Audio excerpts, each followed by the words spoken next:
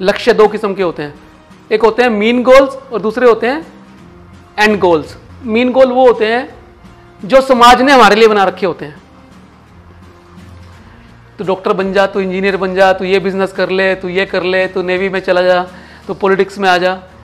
और एंड गोल कौन से होते हैं? जो हम अपने लिए चुनते हैं। इस दुनिया में सारे इंसान सब चीज नहीं बन सकते, यहां डाइवर्सिटी जरूरी है। अब देखो ना, लाखों किस्म के पौधे हैं, लाखों किस्म के जीव जंतु हैं, लाखों किस्म की स्पेसीज हैं। समुद्री अलग हैं और थल में अलग है, स्थल में अलग है, सब जल में अलग है, सब जगह अलग अलग है। क्यों है ये? नेचर ने इतनी विविधता क्यों बनाई है? इकोसिस्टम क्यों क्रिएट हुआ है ऐसा?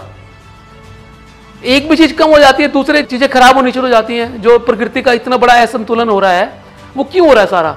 क्योंकि मानव ने सब कुछ खराब करना शुरू कर दिया अपने तरीके से।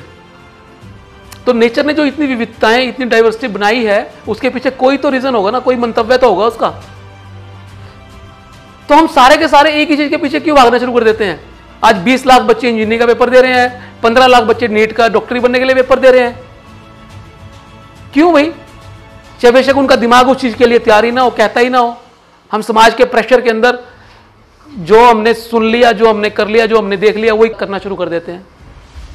तो ये सारे के सारे जो लक्ष्य हैं ना, जो बच्चों के मनों में डाले जाते हैं, मीन गोल हैं वो सारे, जो समाज ने हमारे अंदर रोप दिए हैं, जो समाज की गलत धारणाओं और गलत रूल्स की वजह से हमारे दिमाग में स्थापित हो गए हैं, उनको तोड़ना है। हमने कौन से गोल बनाने हैं? एंड गोल बनाने हैं, जो हम अपने आप से चाहते हैं। और ये कभी नहीं होता कि हर आदमी एक जैसा सोचेगा, क्योंकि एक हाथ में 5 उंगली भी ईश्वर ने अलग अलग दी हैं, नेचर ने अलग अलग दी हैं। क्योंकि आप एक देखो, सारी उंगली बराबर हो, आप सोच के देखो, अगर ये 5 उंगली बराबर कर दोगे आप, तो आपके हाथ का उद्देश्य रह जाएगा कोई?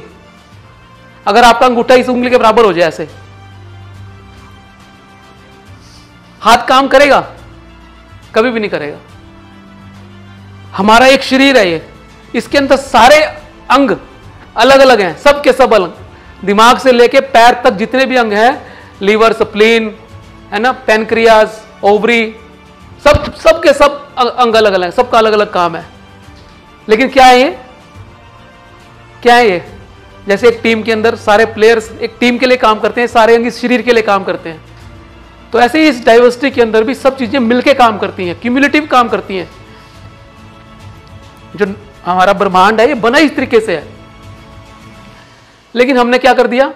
समाज के प्रभाव के अंदर एक ऐसी दौड़, भेद चाल, ऐसी दौड़ शुरू कर दी कि हर आदमी को उसी लाइन में घुसना है। हम अपने दिमाग की नहीं सुनते कि हमारे लिए क्या अच्छा है, हमारे लिए नेचर क्या सोच रही है।